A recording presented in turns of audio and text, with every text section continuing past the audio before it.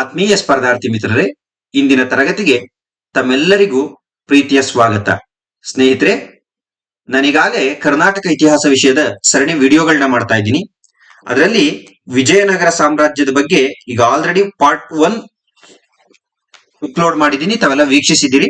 ಇವತ್ತು ಪಾರ್ಟ್ 2 ಬಗ್ಗೆ ಚರ್ಚೆ ಮಾಡ್ತಾ ಹೋಗ್ತೀನಿ. ಸ್ನೇಹಿತರೆ, ಈ ವಿಡಿಯೋವನ್ನ ಫುಲ್ ಡಿಟೈಲ್ ಆಗಿ ನೋಡಿ. ಇವತ್ತು exam point of view very important ಕೃಷ್ಣದೇವರಾಯರ ಬಗ್ಗೆ ಮಾತನಾಡ್ತಾ ಇದ್ದೀನಿ. ಜೊತೆಗೆ ನಿಮ್ಮ ಸ್ನೇಹಿತರುಗಳಿಗೂ ಶೇರ್ ಮಾಡುವುದರೊಂದಿಗೆ ನನ್ನನ್ನ ಬೆಂಬಲಿಸಿ. ಯಾಕಂದ್ರೆ ಇದಕ್ಕೆ ಯಾವುದೇ ನಾನು ಚಾರ್ಜಸ್ ಮಾಡ್ತಿಲ್ಲ. ಹಾಗಾಗಿ ಈ ವಿಡಿಯೋಗಳನ್ನ ನಿಮ್ಮ ಸ್ನೇಹಿತರುಗಳಿಗೆ ಶೇರ್ ಮಾಡೋದ್ರ ಮುಖಾಂತರ ನನ್ನನ್ನ ಪ್ರೋತ್ಸಾಹಿಸಿ ಅಂತ ಕೇಳ್ತಾ, ಸ್ನೇಹಿತರೆ, ಏನು ವಿಜಯನಗರ ಸಾಮ್ರಾಜ್ಯ ನಾನು ಕ್ಲಾಸ್ ಮಾಡ್ತಿದ್ದೀನಿ, ಸಂಪೂರ್ಣ ಸ್ಪರ್ಧಾ ಇತಿಹಾಸ ಪುಸ್ತಕ ಆಧಾರಿತವಾಗಿರ್ತಕ್ಕಂಥದ್ದು. ಈಗಾಗಲೇ PC, VAO ಮತ್ತು ಲ್ಯಾಂಡ್ ಸರ್ವೇಯರ್ ಮುಂತಾದ ಹುದ್ದೆಗಳಿಗೆ KE ಇಂದ ನೋಟಿಫಿಕೇಶನ್ಸ್ ಆಗಿದೆ. ಮತ್ತು ಇನ್ನು KAS ಕೂಡ ಶೀಘ್ರದಲ್ಲಿಯೇ ಕಾಲಾಗುತ್ತೆ. ಇನ್ನು FDA, SDA ಇವೆಲ್ಲವೂ ಕೂಡ ಕಾಲಾಗೋದ್ರಲ್ಲಿದೆ. ಇದ್ರ ಜೊತೆಗೆ ಶೀಘ್ರದಲ್ಲಿಯೇ PSTR, GPSTR, HSTR ಈ ವೀಕಲ್ಲೇ ನೋಟಿಫಿಕೇಶನ್ ಆಗ್ತಕ್ಕಂಥ ಸಾಧ್ಯತೆ ಇದೆ. ಹಾಗಾಗಿ ಈ PSTR, GPSTR, HSTR ವಿದ್ಯಾರ್ಥಿಗಳಿಗೆ ಇತಿಹಾಸಕ್ಕೆ ಸಂಬಂಧಿಸಿದಂತ ಅತಿ ಹೆಚ್ಚು ಪ್ರಶ್ನೆಗಳು ಸೋಷಿಯಲ್ ಸೈನ್ಸ್ ಮೆಥಡ್ ಹುಡುಗರಿಗೆ ಇರ್ತದೆ, ಆರ್ಟ್ಸ್ ಮೆಥಡ್ ಹುಡುಗರಿಗೆ ಇರ್ತದೆ.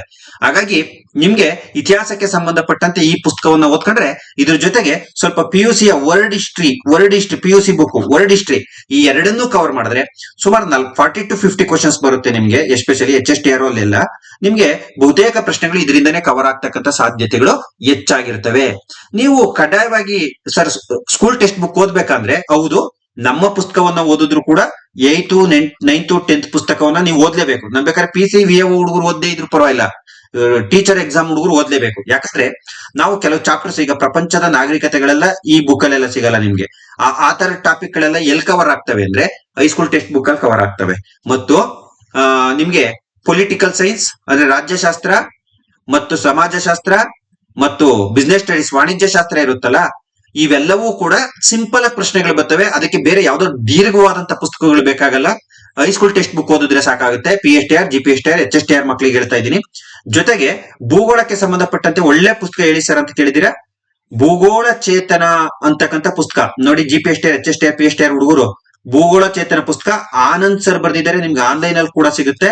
ನಿಜವಾಗ್ಲೂ ನಿಮ್ಗೆ ಈ ಪುಸ್ತಕ ಹೆಲ್ಪ್ ಆಗುತ್ತೆ. ತಗೊಂಡು ಓದಿ ಆಮೇಲೆ ನನಗೆ ಕಮೆಂಟ್ ಮಾಡಿ. ನಾನು ಹೇಳಿದ್ದು ಯಾಕಂದ್ರೆ ನಾನು ಹೇಳ್ತಕ್ಕಂಥ ಮಾತೇನಿರುತ್ತೆ, ನಾನು ರೆಫರ್ ಮಾಡಿದ್ರೆ ಅಷ್ಟೇ ಹೇಳ್ತೀನಿ, ನೀವ್ ಅರ್ಥ ಮಾಡ್ಕೊಳ್ಳಿ. ನೀವೆಲ್ಲ ಬಹಳಷ್ಟು ವರ್ಷಗಳಿಂದ ನಾನು ಅಬ್ಸರ್ವ್ ಮಾಡಿರೋರು ನೀವು ನೋಡಿರ್ಬೋದು. ಹಾಗಾಗಿ ತುಂಬಾ ಚೆನ್ನಾಗಿದೆ ಭೂಗೋಳ ಚೇತನ. ಆನಂದ್ ಸರ್ ಬರ್ದಿರ್ತಕ್ಕಂಥದ್ದು ಹಿಸ್ಟ್ರಿ, ಸ್ಪರ್ಧಾ ಇತಿಹಾಸ ಮತ್ತು 8th, 9th, 10th ಪುಸ್ತಕ ಮತ್ತು PUC ವರ್ಡ್ ಹಿಸ್ಟ್ರಿ ಪುಸ್ತಕ ಮತ್ತು ಭೂಗೋಳ ಚೇತನ ಪುಸ್ತಕ ಇಷ್ಟು ಓದ್ಕೊಂಡ್ರೆ ನಿಮ್ಗೆ ಸೋಷಿಯಲ್ ಸೈನ್ಸ್ ಮೆಥಡ್ ಕವರ್ ಆಗುತ್ತೆ. ಇನ್ನು VAO, PC, ಲ್ಯಾಂಡ್ ಸರ್ವೇಯರ್ ಈ ಹುಡುಗರಿಗೂ ಕೂಡ ಸ್ಪರ್ಧಾ ಇತಿಹಾಸ ಪುಸ್ತಕ GS ಪೇಪರ್ ಪಾರ್ಟ್ ಆಫ್ ತುಂಬಾ ಹೆಲ್ಪ್ ಆಗುತ್ತೆ. ಮತ್ತೆ ಈಗಾಗಲೇ ಗೊತ್ತು, ರಾಜ್ಯದಲ್ಲಿ ಬಹುತೇಕ ವಿದ್ಯಾರ್ಥಿಗಳು ರೆಫರ್ ಮಾಡ್ತಕ್ಕಂಥ ಪುಸ್ತಕ ಇದಾಗಿದೆ. ಓಕೆ ಸ್ನೇಹಿತರೆ, ಇವತ್ತು ನಾವು ತುಳುವ ಮನೆತನದ ಬಗ್ಗೆ ಮಾತಾಡೋಣ. Exam point of very important. Tuluva Narasanayaka ಈ ಸಂತತಿಯ ಮೂಲ ಪುರುಷ ಅಂತ ಹೇಳಿದ್ರೆ ತಪ್ಪಾಗಲ್ಲ. ಆತನಿಗೆ ವೀರ ನರಸಿಂಹ, ಕೃಷ್ಣದೇವರಾಯ, ಅಚ್ಯುತರಾಯ, ರಂಗ ಅಂತ 4 ಮಕ್ಕಳಿದ್ರು. ವೀರ ನರಸಿಂಹ ಈ ವಿಜಯನಗರ ಸಾಮ್ರಾಜ್ಯದಲ್ಲಿ ತುಳುವ ಸಂತತಿಯ ಪ್ರಸಿದ್ಧ ದೊರೆ ಅಂತ ಹೇಳಿದ್ರೆ ತಪ್ಪಾಗಲ್ಲ. ಭುಜಬಲರಾಯ ಅಂತಕ್ಕಂಥ ಬಿರುದು ಈತನಿಗಿರ್ತಕ್ಕಂಥದ್ದನ್ನ ನೋಡ್ತೀವಿ. ಈತನ ಮಂತ್ರಿಯೇ Saluva Timmarasa. Exam point of view very important. ಯಾಕೆ ಇಂಪಾರ್ಟೆಂಟ್ ಅಂತ ನಾನು ನಿಮ್ಗೆ ಆಮೇಲೆ ಹೇಳ್ತೀನಿ. 1-2 ನಿಮಿಷ ಅಲ್ಲಿ ಇಟ್ಕೊಳ್ರಿ. ನೋಡಿ, ಪೋರ್ಚುಗೀಸರೊಂದಿಗೆ ಪ್ರಥಮ ಬಾರಿಗೆ ಸ್ನೇಹ ಬೆಳೆಸಿ ಅವರಿಂದ ಕುದುರೆಗಳನ್ನ ಪಡೆದಂತ ವ್ಯಕ್ತಿ ತುಳುವ ವೀರ ನರಸಿಂಹ. ಯಾಕಂದ್ರೆ ಕೃಷ್ಣದೇವರಾಯರ ಕಾಲದಲ್ಲಿ ಬಾಂಡಿಂಗ್ ಗಟ್ಟಿ ಆಗುತ್ತೆ, ಬಟ್ ಸ್ನೇಹ ಬಿಗಿನ್ ಆಗಿದ್ದ ಯಾರ ಕಾಲದಲ್ಲಿ? ಅಸಿಸ್ಟೆಂಟ್ ಪ್ರೊಫೆಸರ್ ಎಕ್ಸಾಮ್ ಅಲ್ಲಿ ಸೂಕ್ಷ್ಮವಾದಂತ ಪ್ರಶ್ನೆ ಕೇಳಿದ್ದಾನೆ. ಎಲ್ಲ ಕೃಷ್ಣದೇವರಾಯ ಉತ್ತರ ಹಾಕಿದ್ದಾರೆ, ಬಟ್ ರೈಟ್ ಆನ್ಸರ್ ಇಸ್ ವೀರ ನರಸಿಂಹ. ಯಾಕಂದ್ರೆ ಪೋರ್ಚುಗೀಸರೊಂದಿಗೆ ವ್ಯಾಪಾರ ಸ್ಟಾರ್ಟ್ ಮಾಡಿದ್ದು ವೀರ ನರಸಿಂಹ, ಅದನ್ನ ನೆಕ್ಸ್ಟ್ ಲೆವೆಲ್ ಕೊಂಡೊಯ್ದಿದ್ದು ನಮ್ ಕೃಷ್ಣದೇವರಾಯರು. ನೋಡಿ, ಮಂತ್ರಿ ಸಾಳ್ವ ತಿಮ್ಮರಸ ವೀರ ನರಸಿಂಹನಿಗೆ ಅನಾರೋಗ್ಯ ಆಗುತ್ತೆ. ಎಲ್ಲಿ ತನ್ನ ಸಹೋದರ ಕೃಷ್ಣದೇವರಾಯ ನನ್ನ ಮಕ್ಕಳ ಅಧಿಕಾರಕ್ಕೆ ಅಡ್ಡ ಬರ್ತಾನೋ ಅಂತ ಹೇಳಿ, ಸೊ ಏನ್ ಮಾಡ್ತಾರೆ ಅಂದ್ರೆ ಕೃಷ್ಣದೇವರಾಯರು, ಯಾರು ವೀರ ನರಸಿಂಹ ಮಂತ್ರಿ ಸಾಳ್ವ ತಿಮ್ಮರಸನಿಗೆ ಒಂದು ಆದೇಶ ಮಾಡ್ತಾರೆ. ಏನಂದ್ರೆ, ಕೃಷ್ಣದೇವರಾಯನ ಕಣ್ಣುಗಳನ್ನ ಕಿತ್ಕಂಬ, ಅವನು ಮುಂದಕ್ಕೆ ನನ್ನ ಮಕ್ಕಳಿಗೆ ಅಧಿಕಾರಕ್ಕೆ ತೊಂದರೆ ಮಾಡಬಾರ್ದು ಅಂತೇಳಿ. ಸಾಳ್ವ ತಿಮ್ಮರಸ ತನ್ನ ಸಾಕು ಮಗನಂತೆ ಕೃಷ್ಣದೇವರಾಯರನ್ನ ನೋಡ್ಕೊಂಡಿರ್ತಾರೆ. ವಿಜಯನಗರದ ಫ್ಯೂಚರ್ ಅಂತ ಅವ್ರಿಗೆ ಚೆನ್ನಾಗಿ ಗೊತ್ತಿರುತ್ತದೆ ಕೃಷ್ಣದೇವರಾಯರ ಸಾಮರ್ಥ್ಯದ ಬಗ್ಗೆ. ಇಲ್ಲಿ ಗೊಂದಲ ಏನು ಅಂದ್ರೆ, ತನಗೆ ಅನ್ನ ಹಾಕ್ತಂತ ಆಶ್ರಯ ನೀಡಿದಂತ ಅನ್ನದಾತನ ಮಾತನ್ನ ನಡೆಸ್ಕೊಡ್ಬೇಕಾ, ಕೃಷ್ಣದೇವರಾಯನಂತಹ ಫ್ಯೂಚರ್ ಅನ್ನ ಎಂಡ್ ಮಾಡ್ಬೇಕಾ, ಅಥವಾ ಕೃಷ್ಣದೇವರಾಯನ ರಚಿಸಿ ತನ್ನ ಅನ್ನದಾತನಿಗೆ ಮೋಸ ಮಾಡ್ಬೇಕಾ? ಬಿದ್ದಂತ ಬುದ್ಧಿವಂತ ಮಂತ್ರಿ ಸಾಳ್ವ ತಿಮ್ಮರಸ ಏನ್ ಮಾಡ್ತಾರೆ, ಈಗಾಗಲೇ ಮರಣಶೈಲಿಯಲ್ಲಿದ್ದಂತಹ ವೀರ ನರಸಿಂಹನಿಗೆ ಮೇಕೆಯ ಕಣ್ಣುಗಳನ್ನ ಕಿತ್ತು ತಂದು ತೋರಿಸ್ತಾರೆ. ಸಾವಿನ ಸನಿಹದಲ್ಲಿದ್ದಂತ ವೀರ ನರಸಿಂಹ ಮೇಕೆಯ ಕಣ್ಣುಗಳನ್ನೇ ಕೃಷ್ಣದೇವರಾಯನ ಕಣ್ಣುಗಳೆಂದು ತಿಳಿದು ಸಂತೃಪ್ತಿಯಿಂದ ಸಾಯ್ತಾನೆ. ಈ ರೀತಿ ಬುದ್ಧಿವಂತ ಮಂತ್ರಿ ತನ್ನ ದೊರೆಯ ಸಂತೃಪ್ತಿಯ ಸಾವಿಗೆ ಮತ್ತು ಫ್ಯೂಚರ್ ಆಫ್ ಏನು ಇಂಡಿಯಾ ಅಂತಾನೆ ಕರಿತಿದ್ದೋ ಅಥವಾ ವಿಜಯನಗರ ಸಾಮ್ರಾಜ್ಯದ ಫ್ಯೂಚರ್ ಅಂತ ಕರಿತಿದ್ದೋ ಕೃಷ್ಣದೇವರಾಯರನ್ನ ರಕ್ಷಣೆ ಮಾಡಿದಂತ ಕೀರ್ತಿ ಈ ಸಾಳ್ವ ತಿಮ್ಮರಸರಿಗೆ ತಲುಪುತ್ತೆ. ಸ್ನೇಹಿತರೆ, ಅಬ್ಸರ್ವ್ ಮಾಡಿ ನೀವು, ಕೃಷ್ಣದೇವರಾಯರು ಆಳ್ವಿಕೆಯ ಕಾಲಘಟ್ಟ ಯೂಶಲಿ 1509ರಿಂದ 1529 ಅಂತ ಹೇಳ್ತೀವಿ. ನೋಡಿ, ಇಲ್ಲಿ ತುಳುವ ನರಸನಾಯಕ ಮತ್ತು ನಾಗಲಾಂಬಿಕೆಯ ಮಗ ಕೇಳ್ತಾರೆ ಎಕ್ಸಾಮ್ ಅಲ್ಲಿ. ತುಳುವ ನರಸನಾಯಕನಿಗೆ 2-3 ಪತ್ನಿಯರಿದ್ರು, ಅದರಲ್ಲಿ ನರಸನಾಯಕ ಮತ್ತು ನಾಗಲಾಂಬಿಕೆಯ ಮಗನಾಗಿ ಜನಿಸ್ತಾರೆ. ವೀರ ನರಸಿಂಹನ ನಂತರ ಅಧಿಕಾರಕ್ಕೆ ಬರ್ತಾರೆ. ಸೊ ಇವರ ಆಳ್ವಿಕೆಯ ಕಾಲವನ್ನ ದಕ್ಷಿಣ ಭಾರತದ ಸಾಂಸ್ಕೃತಿಕ ಸಮ್ಮಿಲನದ ಕಾಲ ಅಂತ ಕರಿತೀವಿ. ದಕ್ಷಿಣ ಭಾರತದ ಸಾಂಸ್ಕೃತಿಕ ಸಮ್ಮಿಲನದ ಕಾಲ ಅಂತ ಕರಿತೀವಿ. ಯಾಕಂದ್ರೆ ಇವರ ಪತ್ನಿಯರು ತಿರುಮಲಾದೇವಿ, ಚಿನ್ನಾದೇವಿ, ಜಗನ್ಮೋಹಿನಿ. ನಾನ್ ಯಾಕೆ ಈ ಕ್ಲಾಸ್ ಅನ್ನ ಮಾಡ್ತೀನಿ, ಪಿಪಿಟಿ ಹಾಕೊಂಡು ನೀವೇ ಓದ್ಕೊಳ್ರಿ ಅನ್ಬೋದು. ಪಿಪಿಟಿ ಹಾಕೊಂಡು ನೀವೇ ಓದ್ಕೊಳ್ರಿ ಅಂತ ಹೇಳಿದ್ರೆ ಪುಸ್ತಕ ತಕೊಂಡೆ ಓದ್ಕೊಳ್ರಿ ಅಂತ ಹೇಳ್ಬೋದಲ್ಲ. ಏನೋ ನಾಲೆಡ್ಜ್ ಇಲ್ದಿರ್ತಕ್ಕಂಥ ಹುಡುಗರು. ನಾನ್ ಚೆನ್ನಾಗಿ ಓದಿರಿ, ನಾನು ಅವತ್ತಿಂದನೂ ಹೇಳ್ತಾ ಇದೀನಿ, ನೀವೀಗ ಆಲ್ರೆಡಿ ಚೆನ್ನಾಗಿ ಓದಿದ್ದೀರಾ ಅಂದ್ರೆ ಈ ವಿಡಿಯೋ ನೋಡೋ ಅವಶ್ಯಕತೆ ಇಲ್ಲ.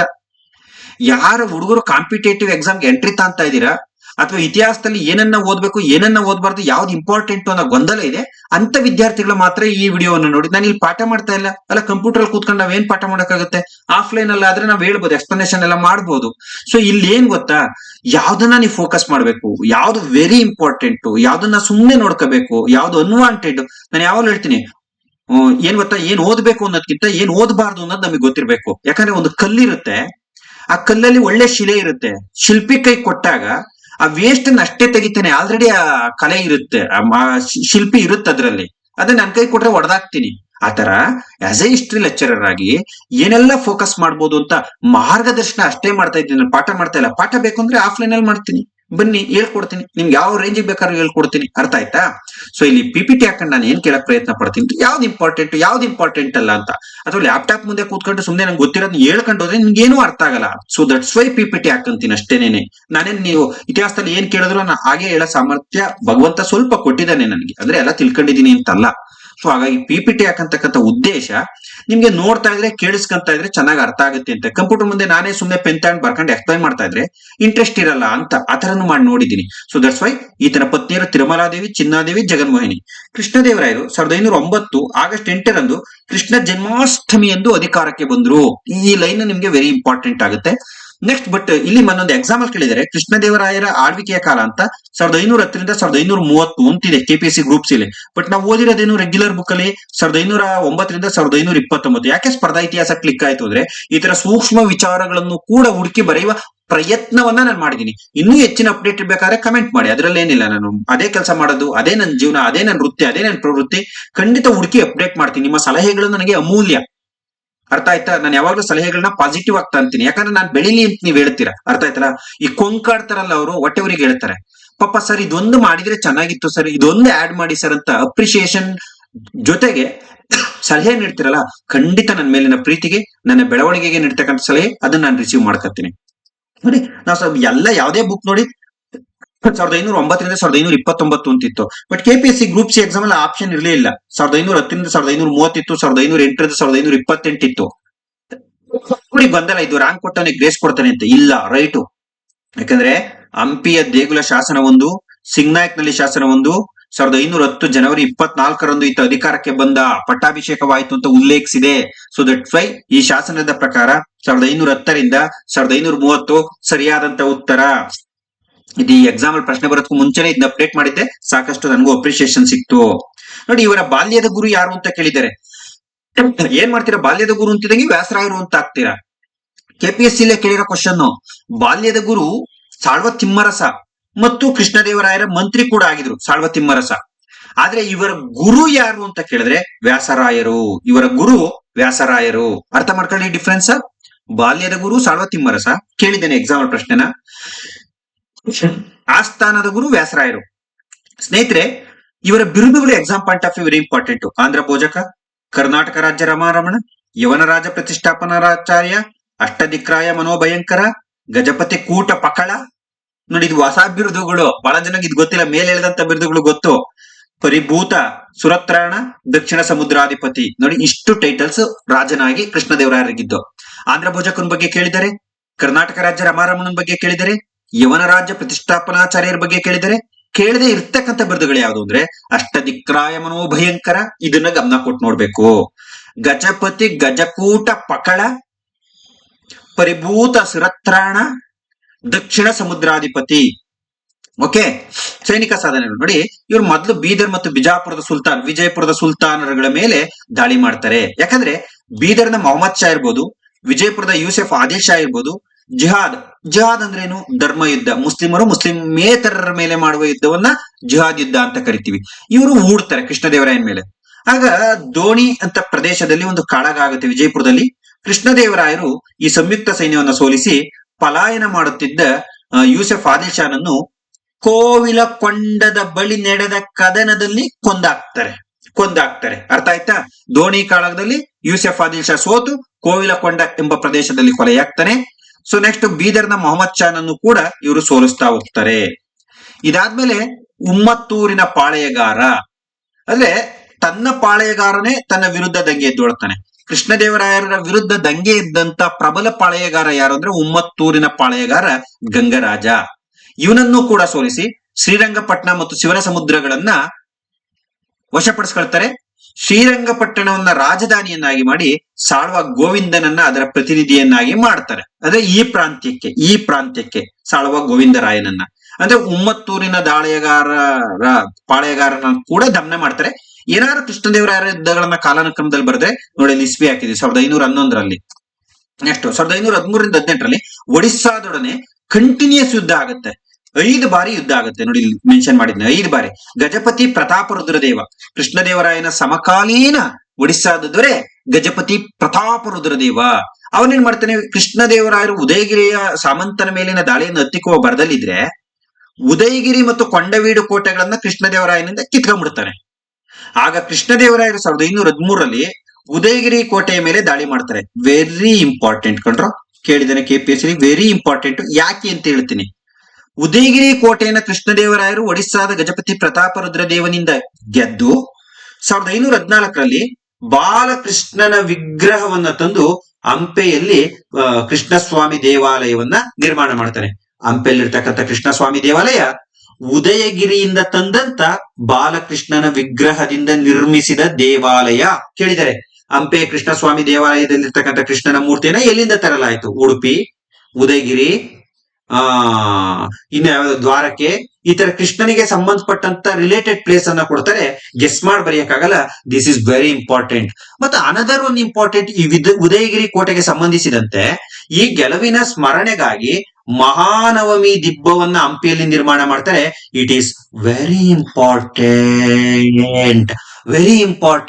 ಮಹಾನವಮಿ ದಿಬ್ಬವನ್ನ ನಿರ್ಮಾಣ ಮಾಡ್ತಾರೆ ಹಂಪೆಯಲ್ಲಿ ಉದಯಗಿರಿ ಗೆಲುವಿನ ನೆನಪಿಗಾಗಿ. ಎಕ್ಸಾಮ್ ಅಲ್ಲಿ ವೆರಿ ಇಂಪಾರ್ಟೆಂಟ್, ಅರ್ಥ ಮಾಡ್ಕೊಳ್ರಿ ಇದನ್ನ. 2ನೇ ಹಂತದಲ್ಲಿ ಕೊಂಡವೀಡನ ಗೆದ್ದು ಪ್ರತಾಪರುದ್ರನ ಮಗ ವೀರಭದ್ರನನ್ನ ಸೋಲಿಸ್ತಾರೆ. ಅಷ್ಟೊಂದು ಇಂಪಾರ್ಟೆಂಟ್ ಅಲ್ಲ, ನೋಡ್ಕೊಳ್ರಿ. 3ನೇ ಹಂತದಲ್ಲಿ ಕೊಂಡಪಲ್ಲಿಯನ್ನು ಗೆದ್ದು ಗಜಪತಿ ಸೇನಾ ನಾಯಕ ಪ್ರಹರೇಶ್ವರನನ್ನ ಅರೆಸ್ಟ್ ಮಾಡ್ತಾರೆ. 4ನೇ ಹಂತದಲ್ಲಿ ತೆಲಂಗಾಣ ಭಾಗಗಳಾದ ಅನಂತಗಿರಿ, ಉದ್ರಕೊಂಡ, ಉರುವಕೊಂಡ, ಅರವಪಲ್ಲಿ, ನಲ್ಲಕೊಂಡ, ಕನಕಗಿರಿ, ಶಂಕರಗಿರಿ, ಸಿಂಹಾದ್ರಿಗಳನ್ನ ವಶಪಡಿಸಿಕೊಂಡು ಪ್ಲೇಸ್ಗಳು ಇರ್ಲಿ, ಸುಮ್ಮನೆ ನೆನಪಲ್ಲಿಟ್ಟಿರ್ಲಿ. ಈ ತೆಲಂಗಾಣ ಭಾಗಗಳ ವಿಜಯದ ನೆನಪಿಗಾಗಿ ಸಿಂಹಾದ್ರಿ ರಾಯಪಟ್ಟೂರಿನ ಬಳಿ ವಿಜಯ ಸ್ತಂಭವನ್ನ ಸ್ಥಾಪನೆ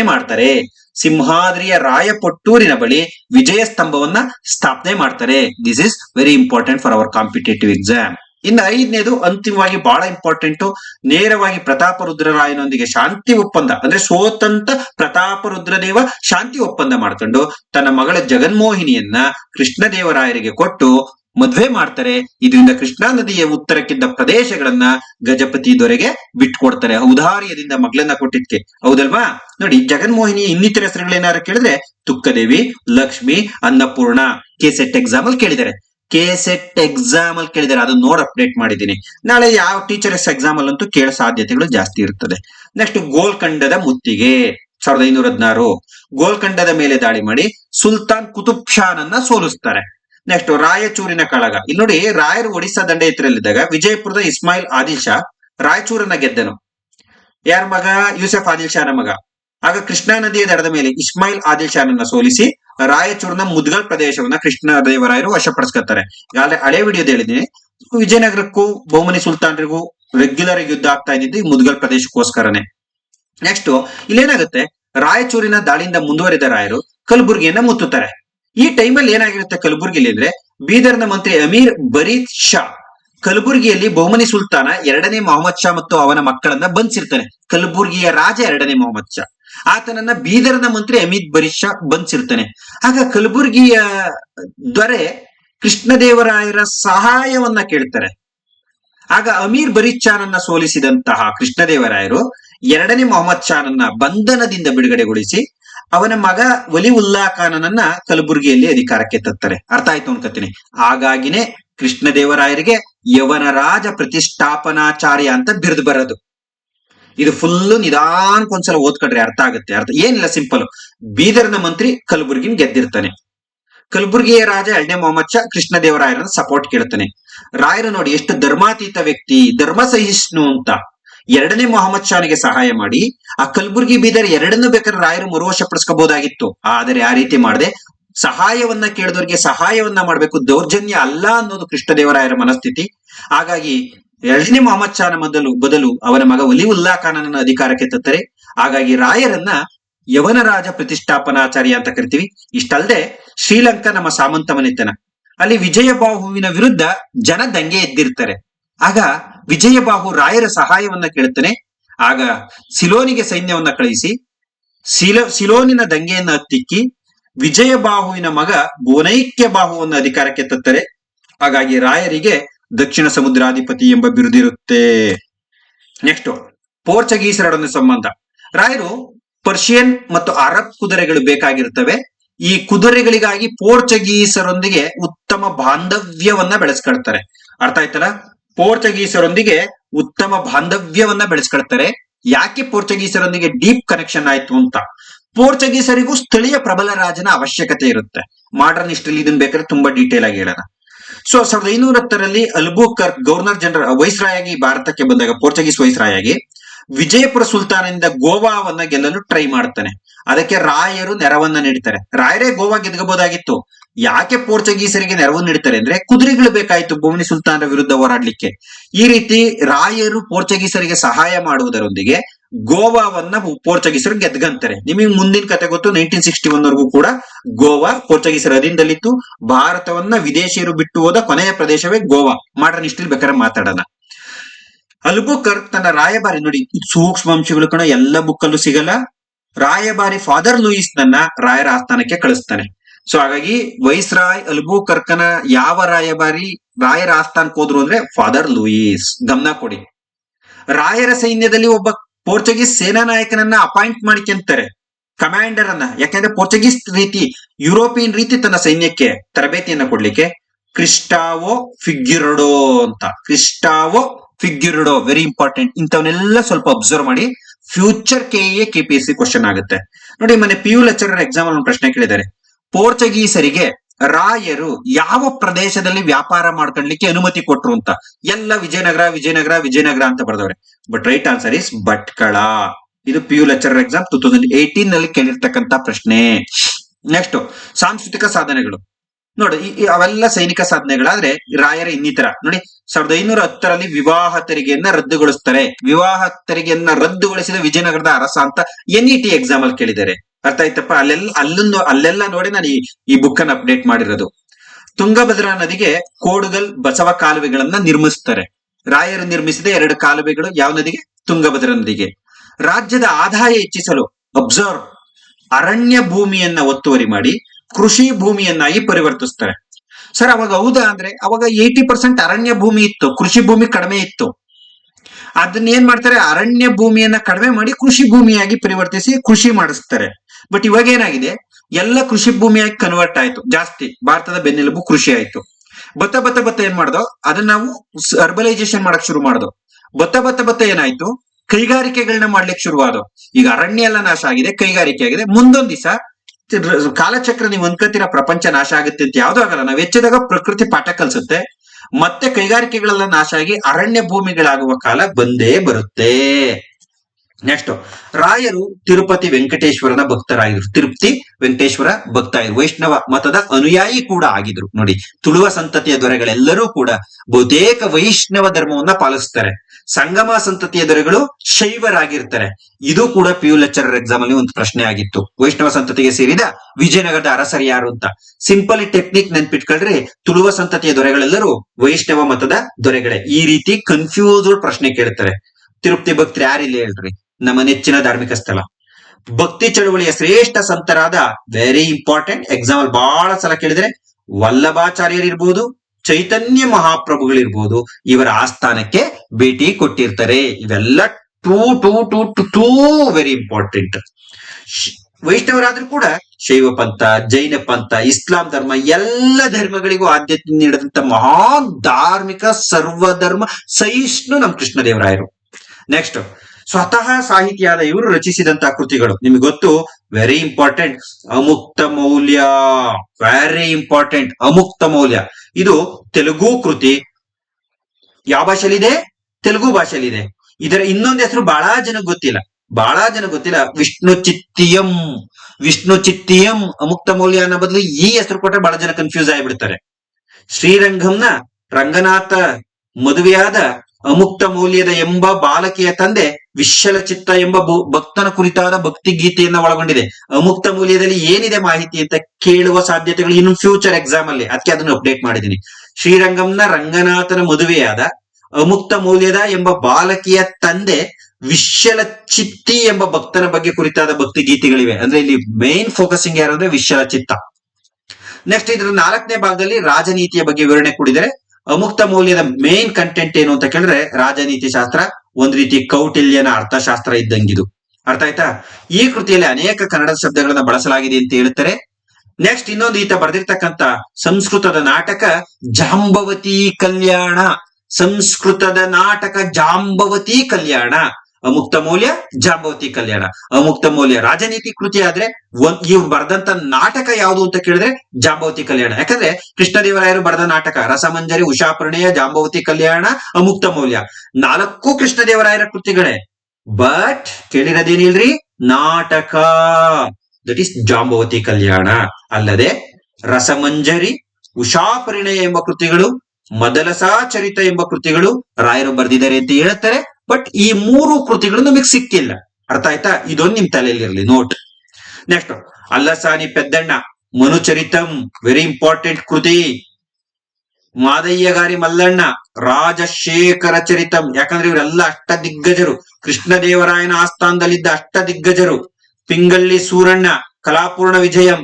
Tenali Ramakrishna, very very very important, ಹಾಸ್ಯ ಕವಿತಾ ಪಿತಾಮಹ. ಪಾಂಡುರಂಗ ಮಹಾತ್ಮೆ ಕೇಳ್ತಾರೆ. ದೂರ್ಜಟಿ, ಕೃಷ್ಣರಾಜ ವಿಜಯ, ಕಾಳಹಸ್ತಿ ಶತಕ, ನಂದಿ ತಿಮ್ಮಣ್ಣ, ಪಾರಿಜಾತಾರಣಂ, ರಾಮರಾಜಭೂಷಣ, ವಸುಚರಿತಂ, ಅಯ್ಯಾಲು ರಾಜರಾಮಭದ್ರ, ರಾಧಾ ಮಾಧವ. ಈ page very important, very important, very important. ಅಷ್ಟ ದಿಗ್ಗಜರು ಯಾರು ಅಂತ ಕೇಳ್ಬೋದು, ಅವರು ಬರೆದ ಕೃತಿಗಳು ಕೇಳ್ಬೋದು, ಮ್ಯಾಚ್ ದಿ ಫಾಲೋಯಿಂಗ್, ಸರಿಯಾದ ಜೋಡಿ, ತಪ್ಪಾದ ಜೋಡಿ, ಏನ್ ಬೇಕಾದ್ರೂ ಕೇಳ್ಬೋದು. ಈ ಪೇಜ್ ಅನ್ನ ಚೆನ್ನಾಗಿ ನೋಡ್ಕೊಳ್ರಿ. ನೆಕ್ಸ್ಟ್, ಅಲ್ಲಸಾನಿ ಪೆದ್ದಣ್ಣನನ್ನ ರಾಯರು ಆನೆಯ ಮೇಲೆ ಕುಳ್ಳಿರಿಸಿ ಗೌರವವನ್ನ ಕೊಡ್ತಾರೆ. ಅಲ್ಲಸಾನಿ ಪೆದ್ದಣ್ಣನಿಗೆ ಕವಿ ಗಂಡ ಪೆಂಡರ ಎಂಬ ಪ್ರತಿಷ್ಠಿತ ಖಡ್ಗವನ್ನ ನೀಡ್ತಾರೆ. ಅಲ್ಲಸಾನಿ ಪೆದ್ದಣ್ಣನನ್ನ ವೆರಿ ಇಂಪಾರ್ಟೆಂಟ್ ಆಂಧ್ರ ಕವಿತ ಪಿತಾಮಹ, ಕವೀಂದ್ರ ಎಂಬ ಬಿರುದಿನಿಂದ ಕರೀತಾರೆ. ಈ ಪೇಜು ಬಹಳ ಇಂಪಾರ್ಟೆಂಟ್. ತೆನಾಲಿ ರಾಮಕೃಷ್ಣರನ್ನ ಹಾಸ್ಯ ಕವಿತ ಪಿತಾಮಹ ಅಂತ ಕರೀತಾರೆ. ಈತನಿಗೆ ತೆಲುಗು, ಕನ್ನಡ, ತಮಿಳು, ಮರಾಠಿ ಭಾಷೆಗಳು ಚೆನ್ನಾಗಿ ಬರ್ತವೆ. ಅರ್ಥ ಆಯ್ತಪ್ಪ? This is very important. Next, ಇತರ ಕವಿಗಳು ಯಾರು? ಇವರ ಆಸ್ಥಾನದಲ್ಲಿ ಅಷ್ಟ ದಿಗ್ಗಜರಲ್ಲದೆ ತಿಮ್ಮಣ್ಣ ಕವಿ. ಮಹಾಭಾರತದ ಮೊದಲ 10 ಪರ್ವಗಳನ್ನ ಕುಮಾರವ್ಯಾಸರು ಬರೆದ್ರೆ ಕನ್ನಡದಲ್ಲಿ, ಕೊನೆಯ 8 ಪರ್ವಗಳನ್ನ ಬರೆದಿದ್ದು ಕೃಷ್ಣದೇವರಾಯರ ಕಾಲದ ತಿಮ್ಮಣ್ಣ ಕವಿ. ಇದಕ್ಕೆ ಕರ್ನಾಟ ರಾಯ ಭಾರತ ಕಥಾಮಂಜರಿ ಎಂಬ ಹೆಸರಲ್ಲಿ ಬರೀತಾರೆ. Exam point of very important. Gubbi Mallanarya, Bhavichittaratna, Veerashaivamrita. Nanjunda ಕವಿ ವೆರಿ ಇಂಪಾರ್ಟೆಂಟ್, ಕುಮಾರರಾಮ. ವಿಜಯನಗರದ ಅರಸರ ಮೂಲ ಪುರುಷ ಕುಮಾರರಾಮನ ಕುರಿತಂತೆ ಈ ಕಥೆಯನ್ನ ಬರೀತಾರೆ. ಲಿಂಗಮಂತ್ರಿ ಕಬ್ಬಿಗರ ಕನ್ನಡಿ. ಕನಕದಾಸರು ವೆರಿ ಇಂಪಾರ್ಟೆಂಟ್ ರೀ, ವೆರಿ ಇಂಪಾರ್ಟೆಂಟ್ ರೀ. ಕನಕದಾಸರು ಬಗ್ಗೆ ಕೂಡ ನಾನು ಬುಕ್ ಅಲ್ಲಿ ಬರ್ದಿದ್ದೀನಿ ಡೀಟೇಲ್ ಆಗಿ. ನಳಚರಿತೆ, ಮೋಹನ ತರಂಗಿಣಿ, ರಾಮಧಾನ್ಯ ಚರಿತೆ, ರಾಮಧಾನ್ಯ ಮಹಿಮೆ, ವೆರಿ ಇಂಪಾರ್ಟೆಂಟ್. ಪುರಂದರದಾಸರು ಕರ್ನಾಟಕ ಸಂಗೀತದ ಪಿತಾಮಹ, ಕೇಳಿದರೆ ತುಂಬಾ ಎಕ್ಸಾಂಪಲ್ ಕೇಳಿದರೆ. ದಾಸರೆಂದರೆ ಪುರಂದರ ದಾಸರಯ್ಯ, ಅವರ ಕೀರ್ತನೆಗಳು ಇವ್ರ ಕಾಲದಲ್ಲಿ ನೋಡಿ. ಇದ್ರ ಜೊತೆಗೆ ಆರ್ಟ್ ಅಂಡ್ ಕಲ್ಚರ್ಗೆ ಇವ್ರ ಕೊಡುಗೆ ಏನು? ತಾಯಿ ನಾಗಲಾಂಬಿಕೆ, ಈಗಾಗಲೇ ಹೇಳಿದ್ದೀನಿ, ಅವರ ಹೆಸರಲ್ಲಿ ನಾಗಲಾಪುರವೆಂಬ ಹೊಸ ನಗರವನ್ನು ನಿರ್ಮಾಣ ಮಾಡ್ತಾರೆ. ಪ್ರಸ್ತುತ ಬಳ್ಳಾರಿ ಅಲ್ಲ, ವಿಜಯನಗರ ಜಿಲ್ಲೆ, ಸಾರಿ ಬಳ್ಳಾರಿ ಅಲ್ಲ, ಟೈಪಿಂಗ್ ಮಿಸ್ಟೇಕ್ ಆಗಿದೆ. ವಿಜಯನಗರ ಜಿಲ್ಲೆಯ ಹೊಸಪೇಟೆ, ವಿಜಯನಗರ ಜಿಲ್ಲೆಯ ಹೊಸಪೇಟೆ. ಓಕೆ. ಅಜಾರ ರಾಮಸ್ವಾಮಿ ದೇವಾಲಯ ವಿಸ್ತರಣೆ ಮಾಡ್ತಾರೆ, ಇವ್ರು ಕಟ್ಟಿದ್ದಲ್ಲ, ಅದನ್ನ ಡೆವಲಪ್ ಮಾಡಿದ್ದು. ವಿರೂಪಾಕ್ಷ ದೇವಾಲಯಕ್ಕೆ ನವರಂಗ ಮಂಟಪ ಹಾಕ್ತಾರೆ ಮತ್ತು ಗೋಪುರಗಳು, ಅದನ್ನ ರಾಯ ಗೋಪುರ ಅಂತಾನೆ ಕರಿತೀವಿ, ನಿರ್ಮಾಣ ಮಾಡ್ತಾರೆ. ಇದು ಇವರ ನಿರ್ಮಾಣ ಅಲ್ಲ, ಬಟ್ ಇವರಿಂದ ಡೆವಲಪ್ ಆಗಿದ್ದು. ಇವರ ನಿರ್ಮಾಣಗಳು ಯಾವುವು? ಕೃಷ್ಣಸ್ವಾಮಿ ದೇವಾಲಯ, ವಿಜಯ ವಿಠ್ಠಲ ಸ್ವಾಮಿ ದೇವಾಲಯ, ಏಕಶಿಲಾ ನರಸಿಂಹ, ಗಣೇಶ, ನಂದಿ ಹನುಮಂತ ವಿಗ್ರಹಗಳನ್ನ ಕೆತ್ತಿಸ್ತಾರೆ. ಸಿಂಹಾಸನದ ವೇದಿಕೆ, ವಿಜಯಾಲಯ ಅಥವಾ ಮಹಾನವಮಿ ದಿಬ್ಬವನ್ನ ನಿರ್ಮಾಣ ಮಾಡ್ತಾರೆ. ಇವೆಲ್ಲ ಆರ್ಟ್ ಅಂಡ್ ಕಲ್ಚರ್ಗೆ ಕೃಷ್ಣದೇವರಾಯರ ಕೊಡುಗೆ. ಇವುಗಳೆಲ್ಲದ್ರ ಬಗ್ಗೆ ನಾನು ವಿವರಣೆಯನ್ನ ಕೊನೆ ಪಾರ್ಟ್ ಅಲ್ಲಿ ಮಾಡ್ತೀನಿ. ಆರ್ಟ್ ಅಂಡ್ ಕಲ್ಚರ್ ಬಗ್ಗೆ ಡಿಸ್ಕಸ್, ಟೆಂಪಲ್ ಬಗ್ಗೆ ಎಲ್ಲ ಹೇಳ್ಕೊಡ್ತೀನಿ, ಅಪ್ ಟು ಕೇಸ್ ಕೆಲ್ಪ್ ಆಗ್ಲಿ ಅಂತ. ಓಕೆನಾ? ಅದಕ್ಕೆ ಈ ವಿಡಿಯೋ ನೋಡಿದ್ರೆ ಏನ್ ಮಾಡ್ಬೇಕು? ನಾನು ಏನೋ ನಿಮಗೆ ಸೇವೆ ಮಾಡ್ತಿದ್ದೀನಿ ಅಂತಲ್ಲ, ನನ್ನ ಕರ್ತವ್ಯ ಮಾಡ್ತಿದ್ದೀನಿ. ನೀವು ನನಗೆ ಸಪೋರ್ಟ್ ಮಾಡಿದ್ರಲ್ವಾ, ಈಗ ನನಗೇನ್ ಗೊತ್ತಾ, ವ್ಯೂಸ್ ಜಾಸ್ತಿ ಬರ್ಲಿ ಅನ್ನೋದಲ್ಲ ನನಗೆ, ಅದರಿಂದ ನಾನೇನು ಇದರಿಂದ ಸಂಪಾದನೆ ಮಾಡ್ಬೇಕು ಅನ್ನೋ ಉದ್ದೇಶ ಏನಿಲ್ಲ.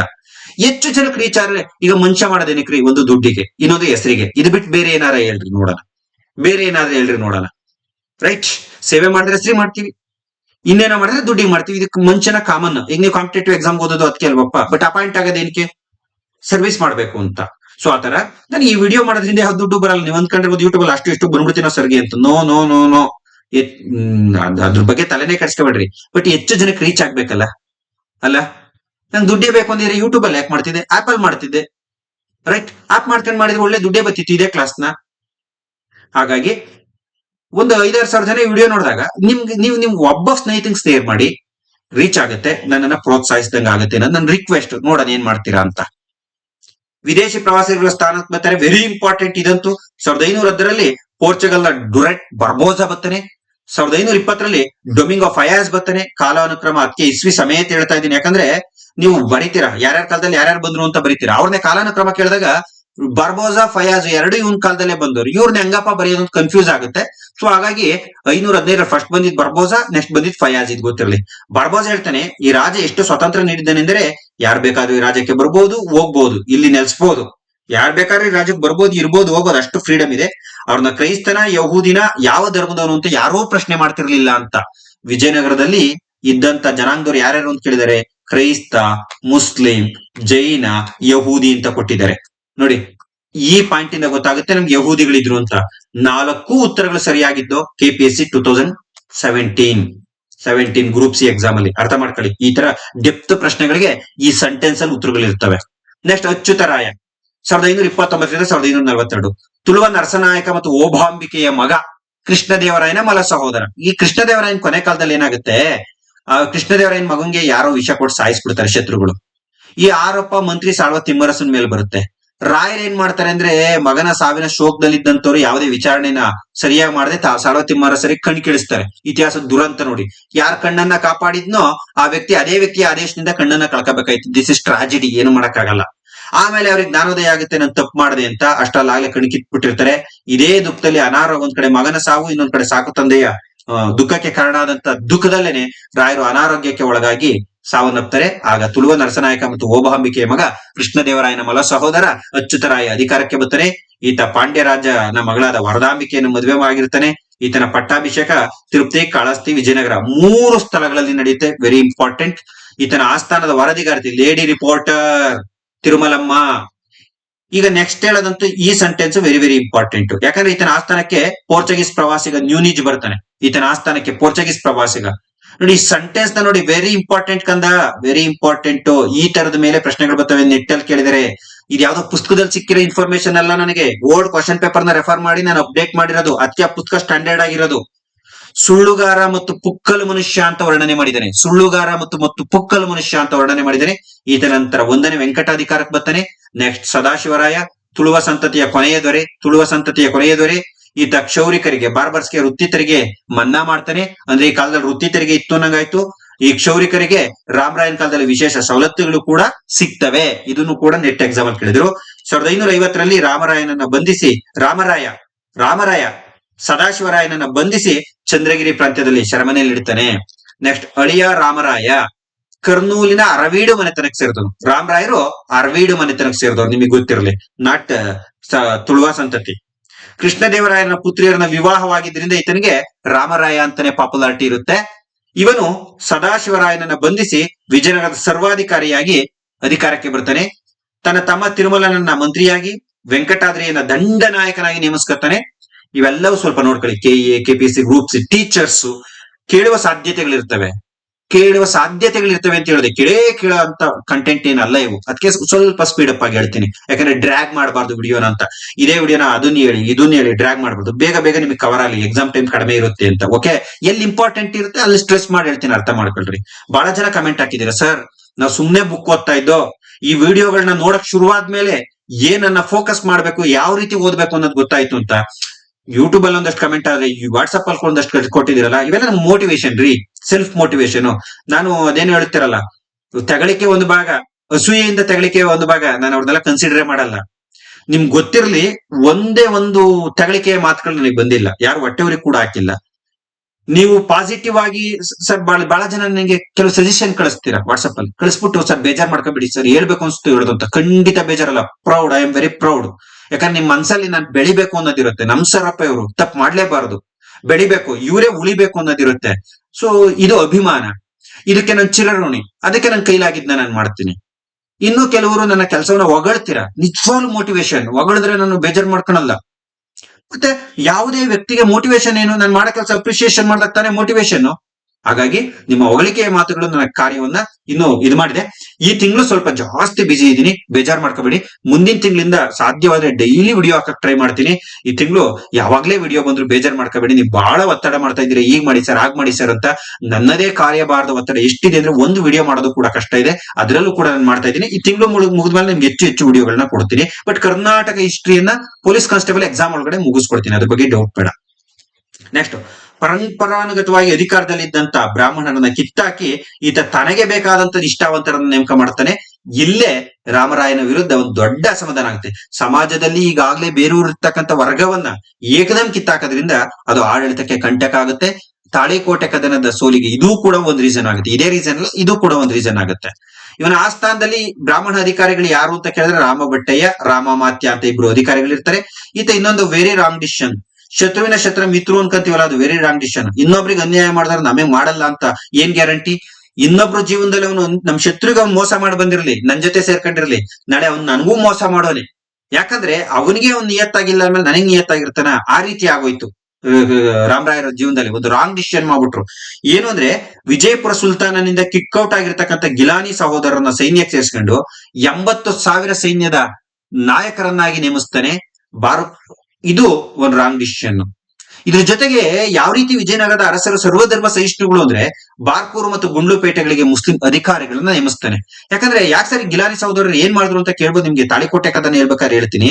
ಯುದ್ಧದ ಕೊನೆಯ ದಿನ ಬಹುಮನಿ ಸಾಮ್ರಾಜ್ಯ ಅಥವಾ ಶಾಹಿ ಡೈನೆಸ್ಟಿಗಳ ಕಡೆಗೆ ಸೇರ್ಕೊಂಡ್ಬಿಡ್ತಾರೆ ಯುದ್ಧದ ಕೊನೆಯ ದಿವಸ. ಹಾಗಾಗಿ ರಾಯರು ಇದರಿಂದ 80,000 ಸೈನಿಕರು ತಟಸ್ಥರಾಗಿದ್ದರಿಂದ ಯುದ್ಧದಲ್ಲಿ ರಾಯರಿಗೆ ದೊಡ್ಡ ಸೋಲಾಗುತ್ತೆ. ಸೈನ್ಯ ನಡೆಸೋರೆ ಶತ್ರು ಸೈನ್ಯ ನಮ್ಮನೇಲೆ ಯಾರೋ ಇರೋ ವ್ಯಕ್ತಿ ಹೋಗಿ ಶತ್ರು ಸೈನ್ಯ ಸೇರ್ಕೊಂಡ್ರೆ ನಮ್ಮ ಮನೆ ಪರಿಸ್ಥಿತಿ ಏನಾಗ್ಬೋದು ಹೇಳ್ರಿ. ಇದು ತಾಳಿಕೋಟೆ ಕದನದ ಸೋಲಿಗೆ ಇದು ಕೂಡ ಒಂದು ರೀಸನ್ ಆಗುತ್ತೆ. ಪೋರ್ಚುಗೀಸ್ ಸರ್ ಏನ್ ಮಾಡ್ತಾರೆ, ದೇವಾಲಯಗಳ ನಾಶ ಮತ್ತು ತೀವ್ರ ಮತಾಂತರ ನೀತಿ ಬಿದ್ದು ಬಿಡ್ತಾರೆ ಕೃಷ್ಣದೇವರಾಯನ ಸಾವಿನ ನಂತರ. ನಿಮ್ಗೆ ಗೊತ್ತು, ವಿಜಯನಗರ ಸಾಮ್ರಾಜ್ಯ ಸ್ಥಾಪನೆ ಆಗಿದೆ ಹಿಂದೂ ಧರ್ಮದ ರಕ್ಷಣೆಗೆ. ಪೋರ್ಚುಗೀಸರು ನಮ್ ದೇವಾಲಯಗಳನ್ನ ನಾಶ ಮಾಡಿ ಮತಾಂತರಕ್ಕೆ ಹೆಚ್ಚು ಒತ್ತಡ. ಪೋರ್ಚುಗೀಸರು ಹೇಳ್ತಾರೆ, ಭಾರತೀಯ ಮಹಿಳೆಯರನ್ನ ಹೆಚ್ಚು ಮದುವೆ ಆಗ್ರಿ, ಈ ಮೂಲಕ ಭಾರತದಲ್ಲಿ ಪೋರ್ಚುಗೀಸರ ಸಂಖ್ಯೆಯನ್ನು ಹೆಚ್ಚಿಸಿ ಧರ್ಮವನ್ನ ಏನ್ ಮಾಡಿ, ಅವ್ರ ಪೋರ್ಚುಗೀಸರು ಭಾರತಕ್ಕೆ ಬರದೆ ನಾವು ಕ್ರಿಶ್ಚಿಯನ್ ಧರ್ಮ ಪ್ರಚಾರ ಮಾಡಕ್ ಬರ್ತೀವಿ ಅಂತ. ಹಾಗಾಗಿ ಸಹಜವಾಗಿ ರಾಮರಾಯರು ಏನ್ ಮಾಡ್ತಾರೆ, ಅವರಿಂದ ದೂರ ಉಳಿತಾರೆ. ಇದು ಕೂಡ ತಾಳಿಕೋಟೆ ಕದನದ ಸೋಲಿಗೆ ಒಂದು ಕಾರಣ. ಯಾಕಂದ್ರೆ ಪೋರ್ಚುಗೀಸರು ನಮಗೆ ಬೇಕಾದಂತ ಕುದುರೆಗಳನ್ನ ಕೊಡ್ತಿದ್ರು. ಯಾವಾಗ ನಾವು ಅವ್ರ ಜೊತೆ ಕಿತ್ತಾಡಕ್ ಶುರುವಾದ್ವೋ ಅವ್ರೇನ್ ಮಾಡಿದ್ರು, ನಮಗೆ ಕುದುರೆಗಳನ್ನ ಕೊಡ್ಲಿಲ್ಲ. ಸೊ ಹೌದಲ್ವಪ್ಪ. ಹಾಗಾಗಿ ಇದು ಕೂಡ ನಮ್ ಸೋಲಿಗೆ ಒಂದು ಕಾರಣ ಆಗಿರ್ತಕ್ಕಂಥದ್ದನ್ನ ನೋಡ್ತೀವಿ. ಈಗ ತಾಳಿಕೋಟೆ ಕದನ ಪ್ರಸ್ತುತ ಎಲ್ಲಿದೆ? ವಿಜಯಪುರ ಜಿಲ್ಲೆಯ ರಕ್ಕಸ್ ತಂಗಡಿ ಅಥವಾ ಬನ್ನಿಹಟ್ಟಿ ಪ್ರದೇಶದಲ್ಲಿದೆ. ಅದಕ್ಕೆ ಇದನ್ನ ರಕ್ಕಸ್ ತಂಗಡಿ ಕದನ ಅಂತಾನು ಕರಿತೀವಿ, ಬನ್ನಿಹಟ್ಟಿ ಕದನ ಅಂತ ಕರಿತೀವಿ. 1565 ಜನವರಿ 23 ನಿರ್ಣಾಯಕ ಯುದ್ಧ ನಡೆದಂತ ದಿನ. ಆದ್ರೆ ಒಟ್ಟಾರೆ 27 ದಿವಸ ಯುದ್ಧ ಆಗುತ್ತೆ. Very very very very important. Next ಇಲ್ಲಿ ಯಾಕೆ ಯುದ್ಧ ಕಾರಣ?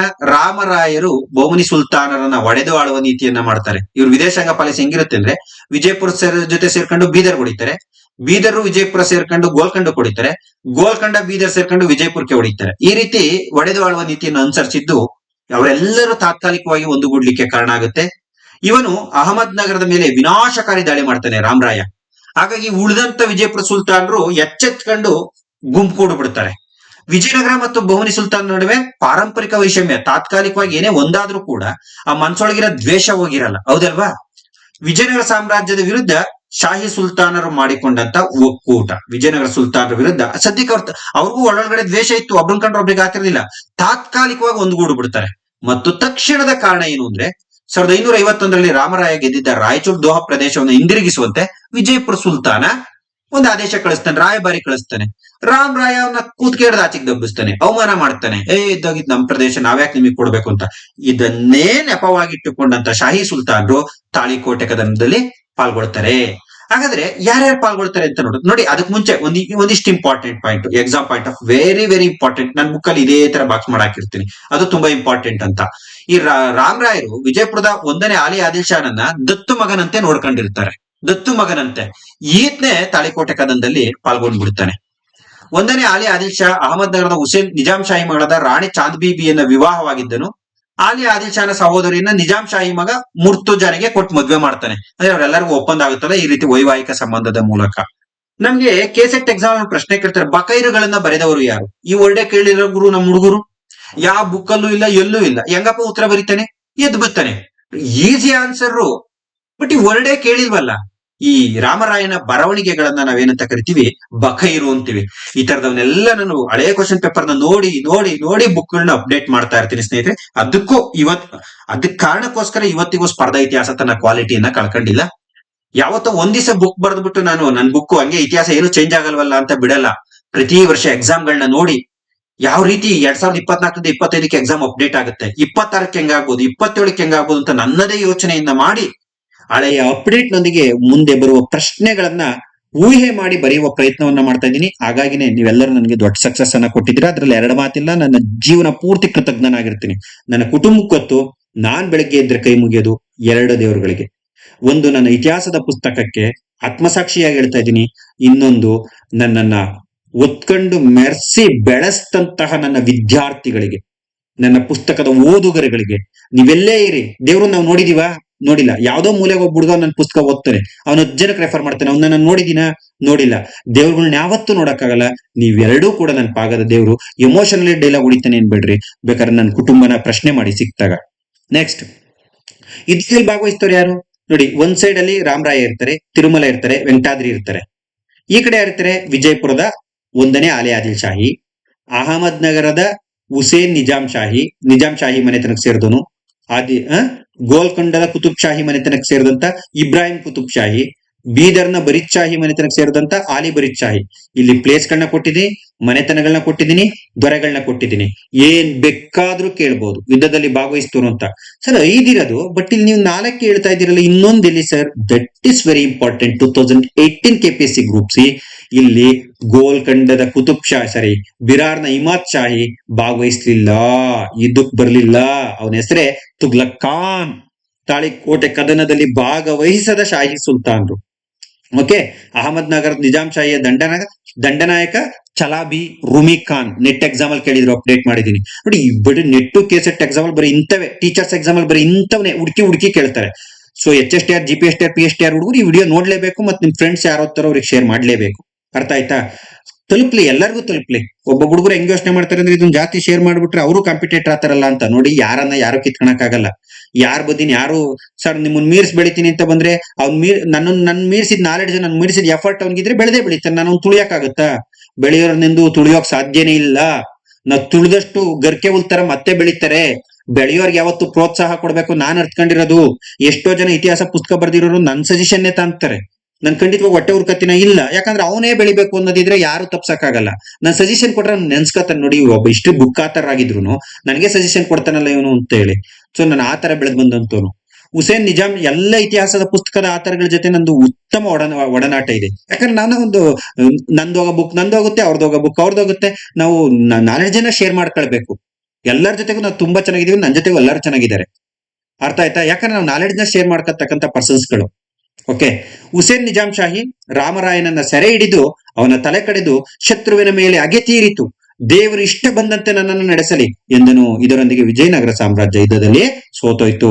ವಿಜಯನಗರ ಸಾಮ್ರಾಜ್ಯದ ರಾಮರಾಯನ ತಲೆ ಕಡಿದಿದ್ದು ಹುಸೇನ್ ನಿಜಾಮ್ ಶಾಹಿ.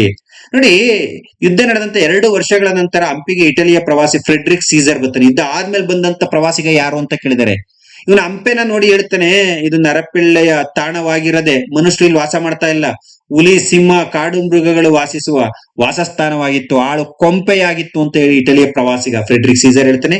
ರಾಬರ್ಟ್ ಸಿವಲ್, ಪ್ರಪಂಚದ ಇತಿಹಾಸದಲ್ಲೇ ಇಂಥ ಭೀಕರ ವಿನಾಶ ಕೃತ್ಯ ಅತಿ ಕ್ಷಿಪ್ರ ಕಾಲದಲ್ಲಿ ಅಂತ ಸರ್ವ ಸುಂದರ ನಗರದ ಮೇಲೆ ನಡೆದಿರಲಾರದು. ಒಂದು ದಿನ ಸಂಪದ್ಯುಕ್ತವಾಗಿದ್ದ ಮೆರೆದ ನಗರ ಮರುದಿನವೇ ವರ್ಣಿಸಲು ಅಸಾಧ್ಯವಾದ ನರಹತ್ಯೆಯ ಭೀಕರ ದೃಶ್ಯಗಳಿಂದ ತುಂಬಿ ತುಳುಕಾಡುತ್ತಿತ್ತು ಅಂತ ಇತ್ತೀಚೆಗೆ KPSC ನವರು ಈ ತರ ಉದ್ದ ಸ್ಟೇಟ್ಮೆಂಟ್ ಕೊಟ್ಬಿಟ್ಟು ಯಾರ ಹೇಳಿಕೆ ಅಂತ ಕೇಳುತ್ತಾರೆ. ಅರ್ಥ ಆಯ್ತಾ? ಒಂದ್ಸಲ ನೋಡ್ಕೊಳ್ರಿ. ವಿಜಯನಗರದ ಸೋಲಿಗೆ ಕಾರಣ ಏನು? 80 ವರ್ಷದ ವಯೋವೃದ್ಧ ರಾಮರಾಯನ ನಾಯಕತ್ವ. ಪಾಪ ಏಜ್ಡ್ ಆ ಹುಮ್ಮಸ್ಸು ಮನ್ಸಲ್ಲಿದ್ರು ದೇಹ ಸ್ಪಂದಿಸ್ತಾ ಇರಲಿಲ್ಲ. ವಿಜಯನಗರದ 2ನೇ ಪಾಯಿಂಟ್, 80,000 ಸೈನಿಕರನ್ನೊಳಗೊಂಡಂತ ಗಿಲಾನಿ ಸಹೋದರರು ಕೊನೆಯ ಕ್ಷಣದಲ್ಲಿ ಶಾಹಿ ಮನೆತನವನ್ನ ಸೇರಿದ್ದು ಆಗ್ಲೇನೆ ಎಕ್ಸ್ಪ್ಲೈನ್ ಮಾಡಿದೆ. ರಾಮರಾಯನ ಸರ್ವಾಧಿಕಾರಿ ಧೋರಣೆಯಿಂದಾಗಿ ಯಾವಾಗಲೂ ವಿಜಯನಗರದ ಬೆನ್ನೆಲುಬಾಗಿದ್ದ ಸಾಮಂತ ಮನೆತನಗಳಾದ ಮೈಸೂರು, ಕೆಳದಿ, ಚಿತ್ರದುರ್ಗ ಇವ್ರು ಯಾರು ಕೂಡ ಯುದ್ಧದಲ್ಲಿ ಮನಸ್ಫೂರ್ತಿಯಾಗಿ ಭಾಗವಹಿಸದೆ ಹೋದದ್ದು ಬಿಕಾಸ್ ಆಫ್ ರಾಮರಾಯನ ಸರ್ವಾಧಿಕಾರಿಗಳಿಗೆ ಜಗತ್ತಲ್ಲಿ ಜಾಗ ಇಲ್ಲ ಬಿಡಿ. ಮುಸೊಲೋನಿ, ಹಿಟ್ಲರ್ ಇಂಥ ಸರ್ವಾಧಿಕಾರಿಗಳ ಅಂತ್ಯವೇ ದುರಂತ ಅಂತ್ಯ ಆಗೋಯ್ತು. ಹೌದಲ್ವಾ? ಪ್ರೀತಿಯಿಂದ ಜಗತ್ತನ್ನ ಗೆಲ್ಲಬೇಕು. ಪೋರ್ಚುಗೀಸರು ವಿಜಯನಗರಕ್ಕೆ ಬೆಂಬಲ ನೀಡಲಿಲ್ಲ. ಯಾಕೆ ಅಂತ ಆಗ್ಲೇ ಎಕ್ಸ್ಪ್ಲೈನ್ ಮಾಡಿದೆ. ಅವರ ಅಪಾರವಾದಂತ ಮತಾಂತರ ನೀತಿಗೆ ಬೇಸತ್ತು ರಾಮರಾಯ ಅವರೊಂದಿಗೆ ವಿರುದ್ಧ ಮಾಡ್ಕೊಬಿಟ್ಟಿದ್ದ. ವಿಜಯನಗರದ ಸಕ್ಸಸ್ ಅಲ್ಲಿ ಇವ್ರ ಪಾಲ್ ಜಾಸ್ತಿ ಇತ್ತು. ತಿರುಮಲ ವೆಂಕಟಾದ್ರಿಗಳು ಯುದ್ಧರಂಗದಿಂದ ಏಡಿಗಳಂತೆ ಓಡೋದ್ರು. ಅಣ್ಣ ಸತೋದ ಅಂತಿದಂಗೆನೆ ಯುದ್ಧ ಮುಂದುವರಿಸಿ ಇವ್ರು ಸತ್ತಿದ್ರು ಪರವಾಗಿಲ್ಲ ಇತ್ತು, ವೀರರು ಅಂತ ನಾನು ಹೇಳ್ತಾ ಇದ್ದೆ. ಅಲ್ಲಿ ಸತ್ತಿದ್ದು ಹಂಪಿಗೆ ನುಗ್ಗಿ ಇರ ಬರೋದ್ನೆಲ್ಲ ದೋಚ್ಕೊಂಡು ಪೆನ್ಕೊಂಡೆ ಓಡೋತಾರೆ ಇವರು. ನನಗೆ ಬಹುಮನಿ ಸುಲ್ತಾನ್ರು ಹಂಪಿನ ಲೂಟಿ ಮಾಡೋದ್ಕಿಂತ ನೋವಾಗ ವಿಚಾರ ಯಾವುದು ಅಂದ್ರೆ ಇವರಿಬ್ರು ಮಾಡಿದ್ದು. ಯಾಕಂದ್ರೆ ಇವರಿಬ್ರು ಎದೆ ಕೊಟ್ಟು ಹೋರಾಡಿದ್ರೆ ಅದ್ ಸಾಯ್ತಿದ್ರು, ಯುದ್ಧ ಏನಾಗ್ತಿತ್ತು ನೆಕ್ಸ್ಟ್ ಡೇ ಯಾವನ್ಗೂ ಗೊತ್ತಿಲ್ಲ. ಬಟ್ ಹಂಪೆಯ ರಕ್ಷಣೆಗೆ ತನ್ನ ಎದೆಯನ್ನ ಕೊಟ್ಟು ಹೋರಾಡದಂತ ವೀರರು ಅಂತ ಇವತ್ತು ನಾನು ಪಾಠ ಮಾಡ್ತಾ ಇದ್ದೆ. ಇವತ್ತೇನ್ ಬದುಕಿದಾರೆ ಇವರಿಬ್ರು? ಇಲ್ವಲ್ಲ. ಅದಕ್ಕೆ ಸಾವ್ ಯಾವತ್ತಿದ್ರು ಬರುತ್ತೆ. ಬೆನ್ ಕೊಡಬಾರ್ದು, ಎದೆ ಕೊಡಬೇಕು. ಮುಸ್ಲಿಮರ ಪಿರಂಗಿ ಪಡೆ, ಅಶ್ವಪಡೆ ವಿಜಯನಗರ ಸಾಮ್ರಾಜ್ಯಕ್ಕಿಂತ ಶ್ರೇಷ್ಠವಾಗಿತ್ತು. ಇದನ್ನ ನಾವು ಯಾವತ್ತೂ ಅಕ್ಸೆಪ್ಟ್ ಮಾಡಿದೀವಿ. 2ನೇ ದೇವರಾಯರಂತೂ ಮುಸ್ಲಿಂ ಸೈನಿಕರನ್ನ ತನ್ನ ಸೈನ್ಯಕ್ಕೆ ಸೇರಿಸ್ಕೊಂಡಿದ್ದು ಇದೇ ರೀಸನ್ಗೆ. ವಿಜಯನಗರ ಸೇನೆ ಕೇವಲ ಗಜಪಡೆಯನ್ನ ಅವಲಂಬಿಸಿತ್ತು. ಶತ್ರು ಸೈನ್ಯದಿಂದ ಮದ್ದುಗುಂಡುಗಳು ಬಂದಾಗ ಗಜಪಡೆಗಳು ಬೆದರುಬಿಟ್ಟು. ನೆಕ್ಸ್ಟ್, ಶೈವ ವೈಷ್ಣವರ ನಡುವಿನ ಬಿಕ್ಕಟ್ಟು ಪ್ರಾರಂಭ ಆಯ್ತು. ನಮ್ಮ ಪುರಂದರದಾಸರು ಕನಕದಾಸರ ಜೀವನದಲ್ಲಿ ಏನಿಲ್ಲ, ಶಾಂತವಾಗಿ ಇಂತ ಬದುಕಬೇಕು ಅಂತ ತನ್ನ ಕೀರ್ತನೆಗಳ ಮೂಲಕ ಪ್ರಚಾರ ಮಾಡೋದಲ್ಲದೆ ಭಕ್ತಿಯತ್ತ ಜನರನ್ನ ಮರಳು ಮಾಡಿದ್ರು. ಇದ್ರ ಜೊತೆಗೆ ಶಾಹಿ ಸುಲ್ತಾನರು ತಾತ್ಕಾಲಿಕವಾಗಿ ಒಂದುಗೂಡಿದ್ದು, ಇದು ದೊಡ್ಡ ಡೇಂಜರ್. ಒಬ್ಬೊಬ್ಬರೇ ಬಂದಿದ್ರು ಹೊಡೆಯಕ್ ಆಯ್ತಿರ್ಲಿಲ್ಲ. ಈ ಎಲ್ಲವೂ ಕೂಡ ವಿಜಯನಗರ ಸಾಮ್ರಾಜ್ಯದ ಒಂದು ಸೋಲಿಗೆ ಕಾರಣ. ಸೊ ಸ್ನೇಹಿತರೆ, ಬಹಳ ಮುಖ್ಯವಾಗಿರ್ತಕ್ಕಂಥದ್ದು ಏನಪ್ಪಾ ಅಂದ್ರೆ, ಸೊ ತಾವೆಲ್ಲರೂ ನಿರೀಕ್ಷೆ ಮಾಡ್ತಾ ಇರ್ರಿ. ಏನಪ್ಪಾ ಅಂದ್ರೆ, ಅತಿ ಶೀಘ್ರದಲ್ಲೇ ನಾನು ಪಾರ್ಟ್ 3 ಯೊಂದಿಗೆ ನಿಮ್ಮ ಮುಂದೆ ಬರ್ತೀನಿ. ನಿಮ್ಮ ಶೇರ್ ಇರಲಿ ಅಂತ ಹೇಳಿ ನಾನು ಭಾವಿಸ್ತೀನಿ. ಅತಿ ಶೀಘ್ರದಲ್ಲೇ ನಾನು ಪಾರ್ಟ್ 3 ಡಿಸ್ಕಸ್ ಮಾಡ್ತೀನಿ. ಅತಿ ಶೀಘ್ರದಲ್ಲೇ ಮಾಡ್ಕೊಡ್ತೀನಿ ವಿಡಿಯೋವನ್ನ. ಇದುವರೆಗೂ ನನ್ನ ವಿಡಿಯೋವನ್ನ ವೀಕ್ಷಿಸಿದ್ದಕ್ಕಾಗಿ ಧನ್ಯವಾದಗಳು. So thank you very much.